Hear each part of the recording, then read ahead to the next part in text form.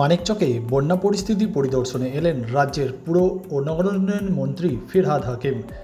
মানিকচকের গোপালপুরের বন্যা বিধ্বস্ত এলাকা পরিদর্শনের পর সরাসরি ছুটে আসেন মানিকচকের মথুরাপুরে অবস্থিত মানিকচক মডেল স্কুলের ত্রাণ শিবিরে।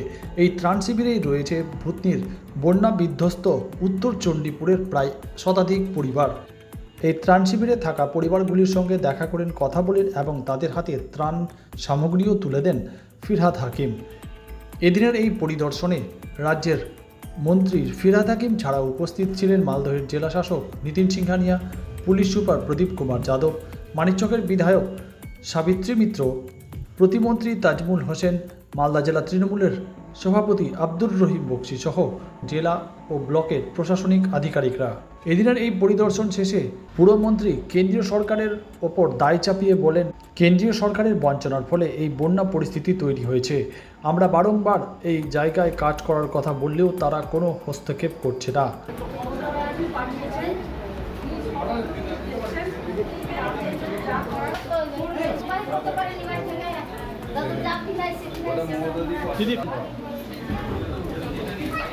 একটু দাঁড়িয়ে যান, একটু দাঁড়িয়ে যান।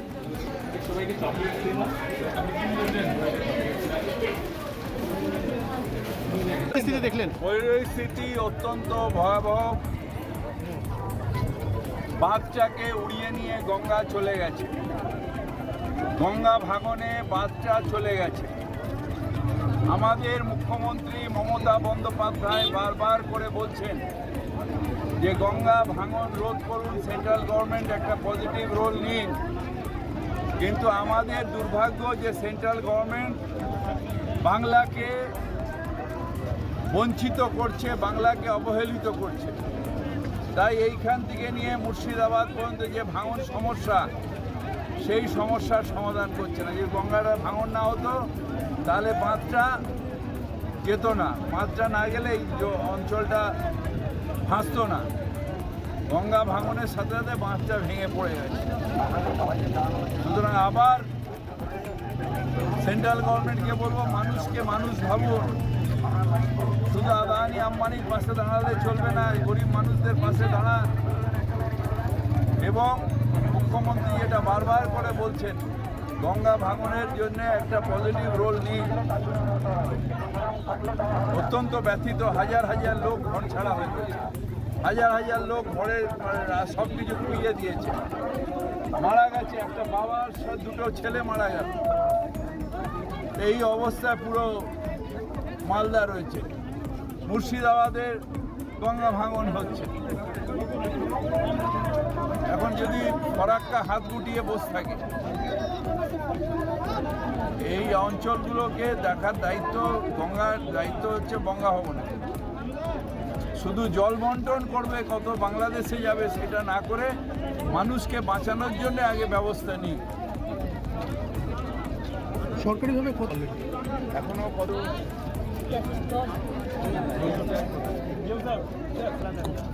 কতজন? আলাদা জায়গায় টোটাল 9 জন মারা গেছে। কেবলমাত্র ভূতনি এলাকায় বিভিন্ন মানিকচকে আছে, বিভিন্ন সব জায়গায়। বন্যা পরিস্থিতির কারণে। বন্যা পরিস্থিতি। স্যার, বালির বস্তা এই বস্তা ছাড়া করবো কি? গঙ্গা ভাঙন তো সেন্ট্রাল গভর্নমেন্ট করবে। সেখানে সিট পাইলিং করে যে খরচা, সেটা সেন্ট্রাল গভর্নমেন্ট করবে। স্টেট থেকে তো টাকাটা সেন্ট্রাল তুলে নিয়ে যায়। সেখানে এই গঙ্গা হচ্ছে national Ganga, national Ganga project. সেটা পুরোটাই সেন্ট্রাল গভর্নমেন্টের দায়িত্ব, ন্যাশনাল গঙ্গা। এবং সেইখানে গঙ্গা ভাঙন রোধটা সেন্ট্রাল গভর্নমেন্টের দায়িত্বে পড়ে। এটা স্টেটের পক্ষে সম্ভব না, আর পিসমিল কাজ করা যায় না। আমরা ওই বালির বস্তা দিচ্ছি কি আমরা টেম্পোরারি দিচ্ছি, কিন্তু গঙ্গা ভাঙনের জন্য বাঁধটা গঙ্গার ভেতরে ঢুকে গেছে আর প্লাবিত হয়ে গেছে পুরো অঞ্চল। Bureau news Bangla Times.